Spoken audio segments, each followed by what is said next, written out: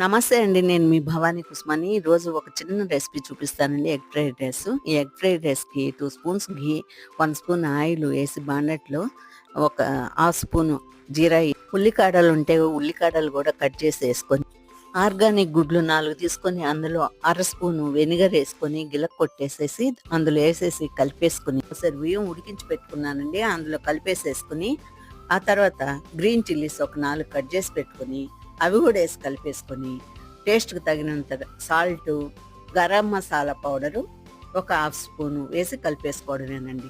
ఎందుకంటే చైనా సాల్ట్‌లో అయన్నీ వాడకూడదు కదండీ ఇప్పట్లో.